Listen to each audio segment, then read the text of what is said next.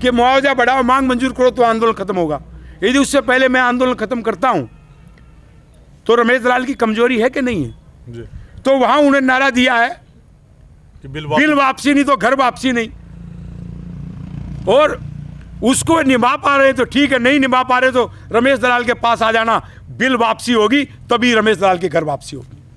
हरियाणा स्वाभिमान की टीम इस टाइम नरोठी गांव में मौजूद है। भारत भूमि बचाओ संघर्ष समिति के राष्ट्रीय अध्यक्ष चौधरी रमेश दलाल जी से बात करेंगे। नमस्कार सर। नमस्कार सर दलाल साहब, मेरा पहला क्वेश्चन आपसे ये है, कल प्रधानमंत्री नरेंद्र मोदी जी ने सर्वदलीय बैठक में कहा कि किसानों से हम एक फ़ोन की दूरी में है, इस विषय में आपका क्या कहना है?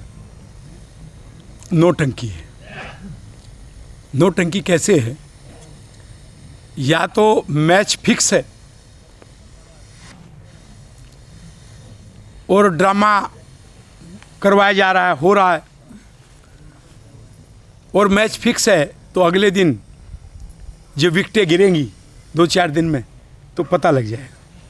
मैं इसका एक उदाहरण देना चाह रहा हूं। अन्ना हजारे ने घोषणा की कि वो रालेगंज सिद्धि पे अपने गांव से आमरण अनशन करेगा 30 जनवरी से। भारत सरकार का एक कृषि राज्य मंत्री कैलाश चौधरी, महाराष्ट्र का पूर्व मुख्यमंत्री देवेंद्र फडणवीस उसके पास जाते हैं और पास जाके उसको कहते हैं कि आप स्वामीनाथन आयोग की बात कर रहे थे, आप आदमी तो हम कमेटी बना दी, वो रिपोर्ट दे देगी, और वो अनशन वापस ले लेता है। क्या ये मैच फिक्सिंग नहीं है? पहले तो अन्ना हजारे कह रहा था कि कृषि बिलों को रद्द करवाने के लिए अनशन शुरू करेगा, वो तो बैठा नहीं, फिर आ गया स्वामीनाथन की आयोग की रिपोर्ट पे, अब कौन सा मंजूर हो गया, तो उसको सामने ला करके सरकार ने ये दिखाया कि देखो अन्ना हजारे भी कमेटी में विश्वास रखता है, और कमेटी क्या है? लिपा पोती। नहीं, आपका इशारा किसकी तरफ है?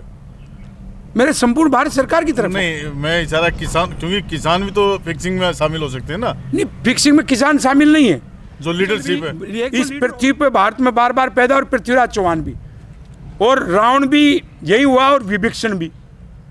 तो एक आध विभीषण तो हर युग में, और जयचंद तो पैदा होगा ही।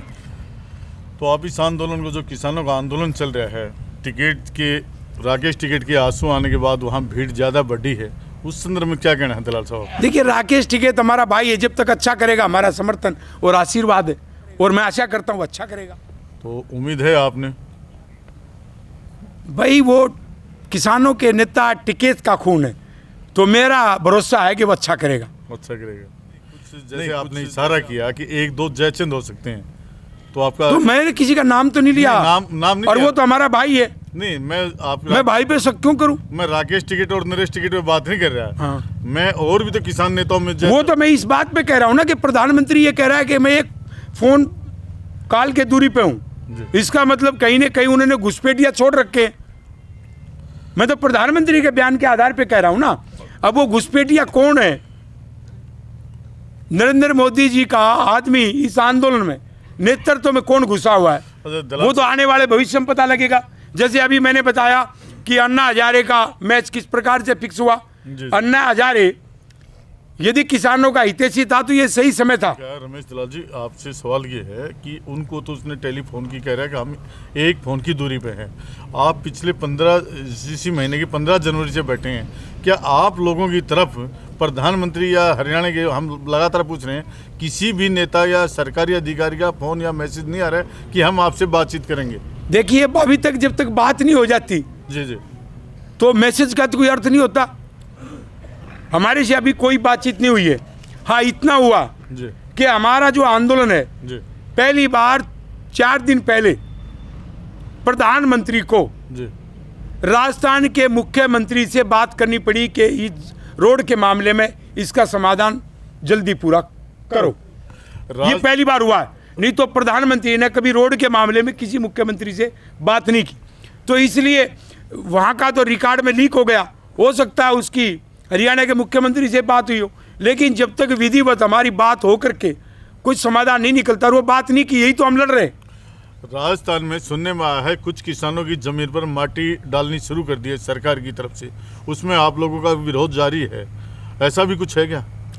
देखिए, राजस्थान में बहुत सारे लोगों ने पहले जो मुआवजा उठाया था, जी अब जिसने उठा लिया उसकी ज़मीन पे रोड बनेगा जी तो हम उसको नहीं रोक सकते। जी। और जो हमारे आंदोलन में है उनकी फसल खड़ी है, उसमें कोई घुसेगा तो 447 धारा का केस दर्ज करवा देंगे हम सरकार पे। तो इसलिए जिसने मुआवजा नहीं उठाया जी उसने तो ज़मीन दी नहीं है। जी जी हमारे ऐसे ही बगीचे खड़े हैं, ऐसे ही हमारे फसलें खड़ी हैं। और मैं आपको बता दूं, ये देश में एक बड़ा मुद्दा है। पहली बात, वो मुद्दा ये है कि समानता का जो अधिकार है, जो गांधीवादी तरीके से आंदोलन करते हैं उनसे सरकार वार्ता नहीं करती। हम गांधीवादी तरीके से करें, लेकिन एक बात आपको बता दें, जी हमारे इस आंदोलन में कभी फूट नहीं होगी और कभी टूटेगा नहीं, और ये जीतेगा जैसे आज तक जीते। और मैं इस बात का समर्थन करता हूं कि जो किसान भाई बैठे हैं उनको बिल रद्द करवा के ही वापिस जाना चाहिए, क्योंकि उन्होंने एक नारा दिया, मैंने नारा दिया है कि मुआवजा बढ़ाओ तो आंदोलन खत्म होगा। नहीं आपने मैं पहले इस बात घर वापसी हो। तो रमेश दलाल जी किसान इस आंदोलन के साथ साथ उस आंदोलन को भी समर्थन कर रहे हैं और ये डंके की चोट पे कह रहे हैं अगर मैं उस किसान आंदोलन का नेतृत्व करता हूं तो मैं बिल वापसी करवा के रहूंगा। मैं एक कहता हूं उसमें मेरा पूरा समर्थन है। जी और जब भी मेरे किसान भाइयों पे कोई अत्याचार होगा तो रमेश दलाल उनसे दूर नहीं है।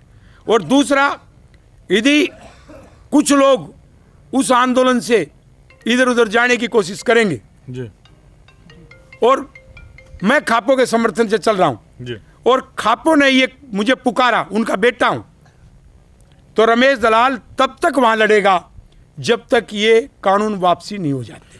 तो कहने का मतलब यह है अगर खापे आपको आदेश करें कि आप किसान आंदोलन की भूमिका में अग्रणी भूमिका निभाओ तो आप तैयार बैठे हैं इस टाइम पर? मैं खाप से कौन इनकार करेगा? मैं तो खापों का पुजारी हूं। आपने देखा कि हमने ये आंदोलन शुरू नहीं, किया आपने तो सरो बीस- खाप पंचायत सर्वे हुई। खाप पंचायत बुलाई नरेश थी। टिकैत भी थे, हाँ। अपनी 200 से ज़्यादा हरियाणा की, दिल्ली की, उत्तर प्रदेश की, कई प्रांतों की अपनी खाप आई थी। तो खाप समर्थन दे के गई है, तो खाप समर्थन दे गई है। तो खाप जिस दिन रमेश दलाल की जो किसान आंदोलन चल रहा है तीनों बॉर्डर पे, और यदि किसान संगठनों ने और खापों ने किसी दिन ये कह दिया कि रमेश दलाल तेरी चमड़ी की हमें जुत्ती बनवानी है, तो मैं कह दूंगा कि ये जुत्ती बनवा लो। और ये तो लड़ने की तो बहुत छोटी सी बात है, लड़ेंगे और जीतेंगे। अच्छा दलाल साहब, ये बात आपने जल समाधि की बात चल रही है, काफ़ी दिनों से यहाँ चर्चा है, आपके हज़ारों समर्थक बैठे हैं, महिलाएं बैठी हैं, लगातार जल समाधि पर एक चर्चा चल रही है, भू समाधि भी आपने ली। इस जल समाधि कब और सरकार को आपने कोई अल्टीमेट दे दिया भैया या तो करो या तो नहीं हम करें? मैंने कर दे दिया है। अच्छा जी आज भी मैंने प्रधानमंत्री को लिखा है जी जी और प्रधानमंत्री के सामने मैंने 3 मुद्दे उठाए जी जी और मुद्दे मेरे संवैधानिक है। मेरा मुद्दा है कि कानून कहता है समानता का अधिकार। आप एक नागरिक के घर, अन्ना हजारे के घर क्यों गए? आप यहाँ क्यों नहीं आपने मंत्री भेजा?